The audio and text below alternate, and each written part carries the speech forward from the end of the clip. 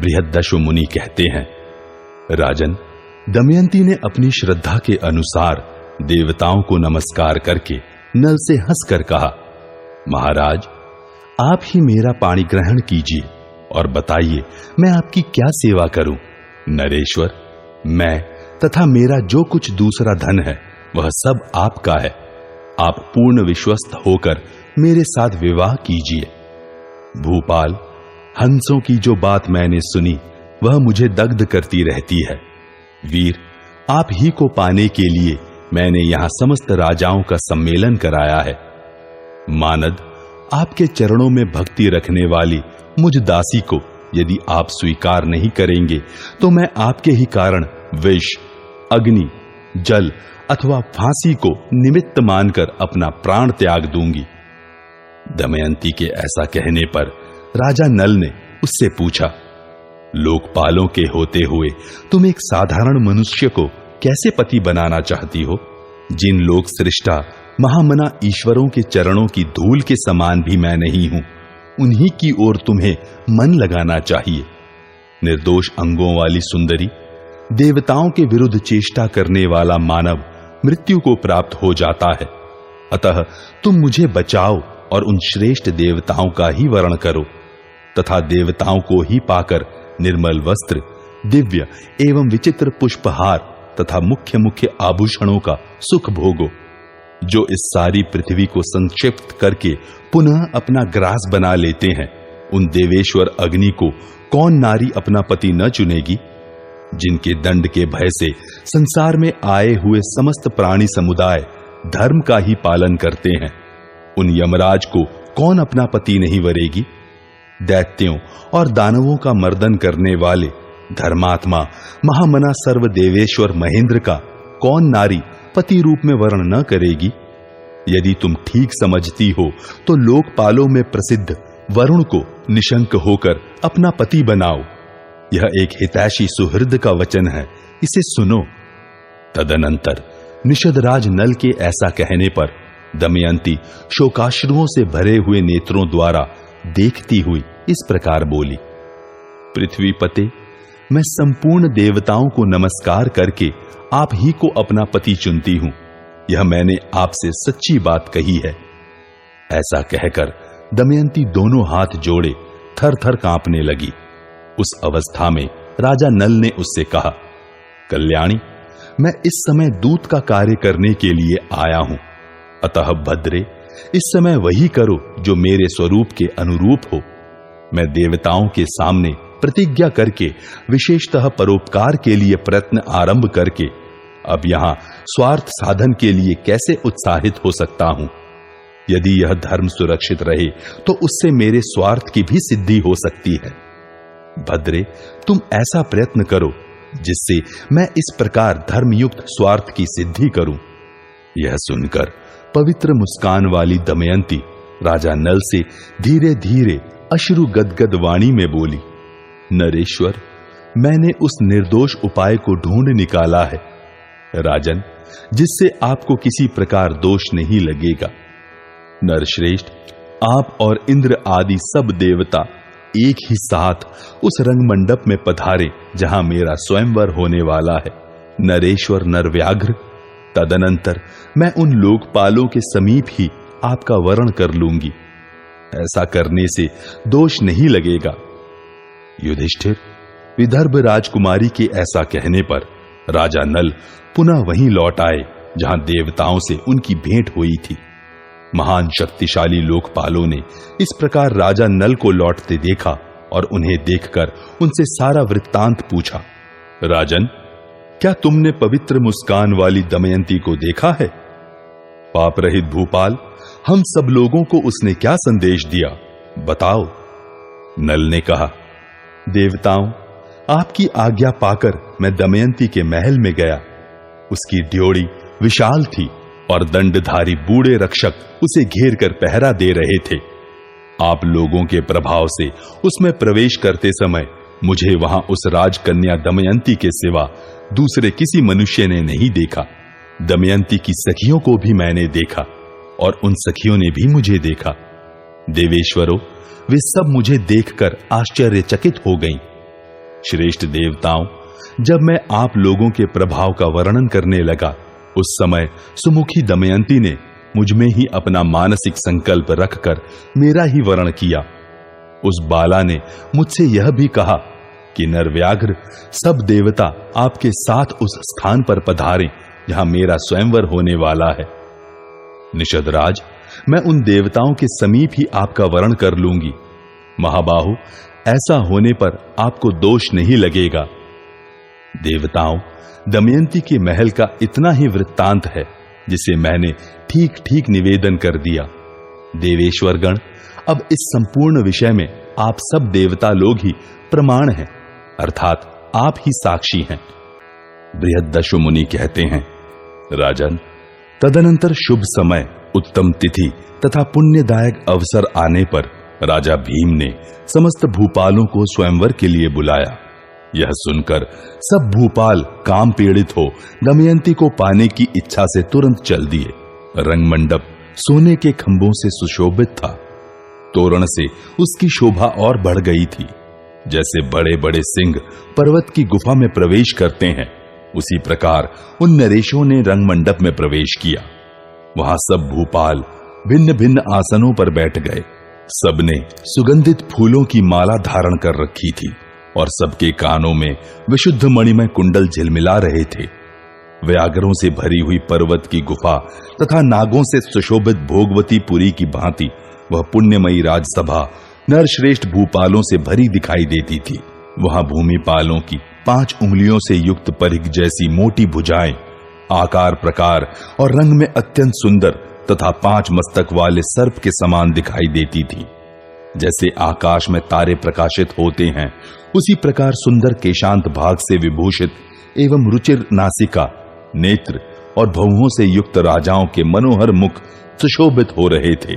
तदनंतर अपनी प्रभा से राजाओं के नयनों को लुभाती और चित्त को चुराती हुई सुंदर मुख वाली दमयंती ने रंगभूमि में प्रवेश किया। वहां आते ही दमयंती के अंगों पर उन महामना नरेशों की दृष्टि पड़ी। उसे देखने वाले राजाओं में से जिसकी दृष्टि दमयंती के जिस अंग पर पड़ी वहीं लग गई, वहां से हट न सकी। भारत, तत्पश्चात राजाओं के नाम, रूप, यश और पराक्रम आदि का परिचय दिया जाने लगा।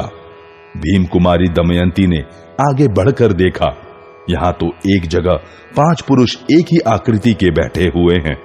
उन सब के रूप रंग आदि में कोई अंतर नहीं था। वे पांचों नल के ही समान दिखाई देते थे। उन्हें एक जगह स्थित देखकर संदेह उत्पन्न हो जाने से विदर्भ राजकुमारी वास्तविक राजा नल को पहचान न सकी। वह उनमें से जिस जिस व्यक्ति पर दृष्टि डालती, उसी उसी को राजा नल समझने लगती थी। वह भाविनी राजकन्या बुद्धि से सोच विचार कर मन ही मन तर्क करने लगी। अहो, मैं कैसे देवताओं को जानूं और किस प्रकार राजा नल को पहचानूं? इस चिंता में पड़कर विदर्भ राजकुमारी दमयंती को बड़ा दुख हुआ। भारत, उसने अपने सुने हुए देव चिन्हों पर भी विचार किया। वह मन ही मन कहने लगी, मैंने बड़े बूढ़े पुरुषों से देवताओं की पहचान कराने वाले जो लक्षण या चिन्ह सुन रखे हैं, उन्हें यहां भूमि पर बैठे हुए इन 5 पुरुषों में से किसी एक में भी नहीं देख पाती हूं। उसने अनेक प्रकार से निश्चय और बार बार विचार करके देवताओं की शरण में जाना ही समयोचित कर्तव्य समझा। तत्पश्चात मन एवं वाणी द्वारा देवताओं को नमस्कार करके दोनों हाथ जोड़कर कांपती हुई वह इस प्रकार बोली, मैंने हंसों की बात सुनकर निषद नरेश नल का पति रूप में वर्ण कर लिया है। इस सत्य के प्रभाव से देवता लोग स्वयं ही मुझे राजा नल की पहचान करा दें। यदि मैं मन, वाणी एवं क्रिया द्वारा कभी सदाचार से च्युत न हुई हूं, तो उस सत्य के प्रभाव से देवता लोग मुझे राजा नल की ही प्राप्ति करावें। यदि देवताओं ने उन निषद नरेश नल को ही मेरा पति निश्चित किया हो, तो उस सत्य के प्रभाव से देवता लोग मुझे उन्हीं को बतला दें। यदि मैंने नल की आराधना के लिए ही यह व्रत आरंभ किया हो, तो उस सत्य के प्रभाव से देवता मुझे उन्हीं को बतला दें। महेश्वर, लोकपालगण अपना रूप प्रकट कर दें, जिससे मैं पुण्य श्लोक महाराजा नल को पहचान सकूं। दमयंती का वह करुण विलाप सुनकर तथा उसके अंतिम निश्चय नल विषयक वास्तविक अनुराग, विशुद्ध हृदय, उत्तम बुद्धि तथा नल के प्रति भक्ति एवं प्रेम देखकर देवताओं ने दमयंती के भीतर वह यथार्थ शक्ति उत्पन्न कर दी जिससे उसे देव सूचक लक्षणों का निश्चय हो सके। अब दमयंती ने देखा संपूर्ण देवता स्वेद रहित हैं, उनके किसी अंग में पसीने की बूंद नहीं दिखाई देती, उनकी आंखों की पलकें नहीं गिरती हैं, उन्होंने जो पुष्प मालाएं पहन रखी हैं वे नूतन विकास से युक्त हैं, कुमलाती नहीं है, उन पर धूल कण नहीं पड़ रहे हैं, वे सिंहासनों पर बैठे हैं किंतु अपने पैरों से पृथ्वी तल का स्पर्श नहीं करते हैं और उनकी परछाई नहीं पड़ती है। उन पांचों में एक पुरुष ऐसे हैं जिनकी परछाई पड़ रही है, उनके गले की पुष्पमाला कुमला गई है, उनके अंगों में धूल कण और पसीने की बूंदें भी दिखाई पड़ती हैं, वे पृथ्वी का स्पर्श किए बैठे हैं और उनके नेत्रों की पलकें गिरती हैं। इन लक्षणों में दमयंती ने निषदराज नल को पहचान लिया। भरत कुलभूषण पांडुनंदन, राजकुमारी दमयंती ने उन देवताओं तथा पुण्य श्लोक नल की ओर पुनः दृष्टिपात करके धर्म के अनुसार निषदराज नल का ही वर्ण किया।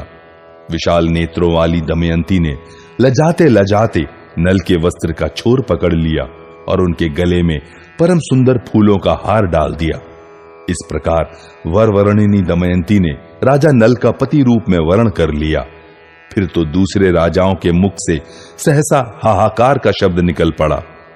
भारत, देवता और महर्षि वहां साधुवाद देने लगे। सबने विस्मित होकर राजा नल की प्रशंसा करते हुए इनके सौभाग्य को सराहा। कुरुनंदन, वीरसेन कुमार नल ने उल्लसित हृदय से सुंदरी दमयंती को आश्वासन देते हुए कहा, कल्याणी, तुम देवताओं के समीप जो मुझ जैसे पुरुष का वर्ण कर रही हो, इस अलौकिक अनुराग के कारण अपने इस पति को तुम सदा अपनी प्रत्येक आज्ञा के पालन में तत्पर समझो। पवित्र मुस्कान वाली देवी, मेरे इस शरीर में जब तक प्राण रहेंगे तब तक तुम में मेरा अनन्य अनुराग बना रहेगा, यह मैं तुमसे सच्ची प्रतिज्ञा करके कहता हूं। इसी प्रकार दमयंती ने भी हाथ जोड़कर विनीत वचनों द्वारा महाराज नल का अभिनंदन किया। वे दोनों एक दूसरे को पाकर बड़े प्रसन्न हुए। उन्होंने सामने अग्नि आदि देवताओं को देखकर मन ही मन उनकी ही शरण ली। दमयंती ने जब नल का वर्ण कर लिया तब उन सब महातेजस्वी लोकपालों ने प्रसन्नचित्त होकर नल को 8 वरदान दिए। शचीपति इंद्र ने प्रसन्न होकर निषदराज नल को यह वर दिया कि मैं यज्ञ में तुम्हें प्रत्यक्ष दर्शन दूंगा और अंत में सर्वोत्तम शुभ गति प्रदान करूंगा। भविष्य भोक्ता अग्निदेव ने नल को अपने ही समान तेजस्वी लोक प्रदान किए और ये भी कहा कि राजा नल जहां चाहेंगे वहीं मैं प्रकट हो जाऊंगा। यमराज ने यह कहा कि राजा नल की बनाई हुई रसोई में उत्तमोत्तम रस एवं स्वाद उपलब्ध होगा और धर्म में इनकी दृढ़ निष्ठा बनी रहेगी। जल के स्वामी वरुण ने नल की इच्छा के अनुसार जल प्रकट होने का वर दिया और यह भी कहा कि तुम्हारी पुष्प मालाएं सदा उत्तम गंध से संपन्न होंगी। इस प्रकार सब देवताओं ने 2-2 वर दिए। इस प्रकार राजा नल को वरदान देकर वे देवता लोग स्वर्गलोक को चले गए। स्वयंवर में आए हुए राजा भी विस्मय विमुग्ध हो नल और दमयंती के विवाहोत्सव का सा अनुभव करते हुए प्रसन्नता पूर्वक जैसे आए थे वैसे लौट गए। सब नरेशों के विदा हो जाने पर महामना भीम ने बड़ी प्रसन्नता के साथ नल दमयंती का शास्त्र विधि के अनुसार विवाह करवाया। मनुष्यों में श्रेष्ठ निषद नरेश नल अपनी इच्छा के अनुसार कुछ दिनों तक ससुराल में रहे, फिर विदर्भ नरेश भीम की आज्ञा ले दमयंती सहित अपनी राजधानी को चले गए। राजन, पुण्य श्लोक महाराज नल ने भी उस रमणी रत्न को पाकर उसके साथ उसी प्रकार विहार किया जैसे शची के साथ इंद्र करते हैं। राजा नल सूर्य के समान प्रकाशित होते थे। वीरवर नल अत्यंत प्रसन्न रहकर अपनी प्रजा का धर्म पूर्वक पालन करते हुए उसे प्रसन्न रखते थे। उन बुद्धिमान नरेश ने नहुष नंदन ययाति की भांति अश्वमेध तथा पर्याप्त दक्षिणा वाले दूसरे बहुत से यज्ञों का भी अनुष्ठान किया। तदनंतर देवतुल्य राजा नल ने दमयंती के साथ रमणीय वनों और उपवनों में विहार किया। महामना नल ने दमयंती के गर्भ से इंद्रसेन नामक एक पुत्र और इंद्रसेना नाम वाली एक कन्या को जन्म दिया। इस प्रकार यज्ञों का अनुष्ठान तथा सुखपूर्वक विहार करते हुए महाराज नल ने धन धान्य से संपन्न वसुंधरा का पालन किया। भीम कुमारी दमयंती द्वारा निषद नरेश नल का वरण हो जाने पर जब महातेजस्वी लोकपालगण स्वर्गलोक को जा रहे थे, उस समय मार्ग में उन्होंने देखा कि कलियुग के साथ द्वापर आ रहा है। कलियुग को देखकर बल और वृत्तासुर का नाश करने वाले इंद्र ने पूछा, कले बताओ तो सही, द्वापर के साथ कहां जा रहे हो? तब कली ने इंद्र से कहा, देवराज, मैं दमयंती के स्वयंवर में जाकर उसका वरण करूंगा, क्योंकि मेरा मन उसके प्रति आसक्त हो गया है। तब इंद्र ने हंसकर कहा, वह स्वयंवर तो हो गया, हमारे समीप ही दमयंती ने राजा नल को अपना पति चुन लिया। इंद्र के ऐसा कहने पर कलियुग को क्रोध चढ़ आया और उसी समय उसने उन सब देवताओं को संबोधित करके यह बात कही, दमयंती ने देवताओं के बीच में मनुष्य का पति रूप में वर्ण किया है, अतः उसे बड़ा भारी दंड देना उचित प्रतीत होता है। कलियुग के ऐसा कहने पर देवताओं ने उत्तर दिया, दमयंती ने हमारी आज्ञा लेकर नल का वर्ण किया है। राजा नल सर्वगुण संपन्न है, कौन स्त्री उनका वर्ण नहीं करेगी? जिन्होंने भली भांति ब्रह्मचर्य व्रत का पालन करके चारों वेदों तथा पंचम वेद समस्त इतिहास पुराण का भी अध्ययन किया है, जो सब धर्मों को जानते हैं, जिनके घर पर पंच यज्ञों में धर्म के अनुसार संपूर्ण देवता नित्य तृप्त होते हैं, जो अहिंसा परायण, सत्यवादी तथा दृढ़ता पूर्वक व्रत का पालन करने वाले हैं, जिन नर श्रेष्ठ लोकपाल सदृश तेजस्वी नल में दक्षता, धैर्य, ज्ञान, तप, शौच, शम और दम आदि गुण नित्य निवास करते हैं। कले, ऐसे राजा नल को जो मूढ़ शाप देने की इच्छा रखता है, वह मानो अपने को ही शाप देता है, अपने द्वारा अपना ही विनाश करता है। ऐसे सद्गुण संपन्न महाराज नल को जो शाप देने की कामना करेगा, वह कष्ट से भरे हुए अगाध एवं विशाल नरकुंड में निमग्न होगा। कलियुग और द्वापर से ऐसा कहकर देवता लोग स्वर्ग में चले गए। तदनंतर देवताओं के चले जाने पर कलियुग ने द्वापर से कहा, द्वापर, मैं अपने क्रोध का उपसंहार नहीं कर सकता, नल के भीतर निवास करूंगा और उन्हें राज्य से वंचित कर दूंगा, जिससे वे दमयंती से रमण नहीं कर सकेंगे। तुम्हें भी जुए के पासों में प्रवेश करके मेरी सहायता करनी चाहिए। इस प्रकार श्री महाभारत वन पर्व के अंतर्गत नलोपाख्यान पर्व में कली देवता संवाद विषयक 58वां अध्याय पूरा हुआ। 59वां अध्याय नल में कलियुग का प्रवेश एवं नल और पुष्कर की द्यूत क्रीड़ा, प्रजा और दमयंती के निवारण करने पर भी राजा का द्यूत से निवृत्त नहीं होना। बृहदश्व मुनि कहते हैं, राजन, इस प्रकार द्वापर के साथ संकेत करके कलियुग उस स्थान पर आया जहां निषद राज नल रहते थे। वह प्रतिदिन राजा नल का छिद्र देखता हुआ निषद देश में दीर्घ काल तक टिका रहा। 12 वर्षों के बाद एक दिन कली को एक छिद्र दिखाई दिया। राजा नल उस दिन लघु शंका करके आए और हाथ मुंह धोकर आचमन करने के पश्चात संध्योपासना करने बैठ गए। पैरों को नहीं धोया। यह छिद्र देखकर कलियुग उनके भीतर प्रविष्ट हो गया। नल में आविष्ट होकर कलियुग ने दूसरा रूप धारण करके पुष्कर के पास जाकर कहा, चलो राजा नल के साथ जुआ खेलो। मेरे साथ रहकर तुम जुए में अवश्य राजा नल को जीत लोगे। इस प्रकार महाराज नल को उनके राज्य सहित जीतकर निषद देश को अपने अधिकार में कर लो। कली के ऐसा कहने पर पुष्कर राजा नल के पास गया। कली भी साण बनकर पुष्कर के साथ हो लिया। शत्रु वीरों का संहार करने वाले पुष्कर ने वीरवर नल के पास जाकर उनसे बार बार कहा, हम दोनों धर्म पूर्वक जुआ खेलें।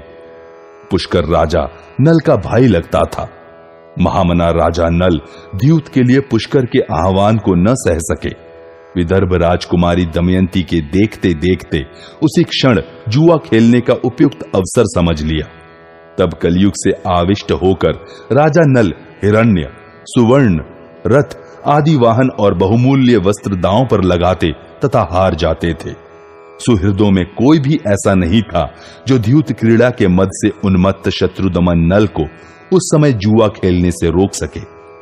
भारत तदनंतर समस्त पूर्ववासी मनुष्य मंत्रियों के साथ राजा से मिलने तथा उन आतुर नरेश को द्यूत क्रीड़ा से रोकने के लिए वहां आए। इसी समय सारथी ने महल में जाकर महारानी दमयंती से निवेदन किया, देवी, ये पूर्ववासी लोग कार्यवश राजद्वार पर खड़े हैं। आप निषद राज से निवेदन कर दें। धर्म अर्थ का तत्व जानने वाले महाराज के भावी संकट को सहन न कर सकने के कारण मंत्रियों सहित सारी प्रजा द्वार पर खड़ी है। यह सुनकर दुख से दुर्बल हुई दमयंती ने शोक से अचेत सी होकर आंसू बहाते हुए गदगद वाणी में निषद नरेश से कहा, महाराज, पूर्ववासी प्रजा राजभक्ति पूर्वक आपसे मिलने के लिए समस्त मंत्रियों के साथ द्वार पर खड़ी है। आप उन्हें दर्शन दें। दमयंती ने इन वाक्यों को बार बार दोहराया। मनोहर नयन प्रांत वाली विदर्भ कुमारी इस प्रकार विलाप करती रह गई, परंतु कलयुग से आविष्ट हुए राजा ने उससे कोई बात तक न की। तब वे सब मंत्री और पूर्ववासी दुख से आतुर और लज्जित हो यह कहते हुए अपने अपने घर चले गए कि राजा नल अब राज्य पर अधिक समय तक रहने वाला नहीं है। युधिष्ठिर, पुष्कर और नल की वह द्यूत क्रीड़ा कई महीनों तक चलती रही। पुण्य श्लोक महाराज नल उसमें हारते ही जा रहे थे।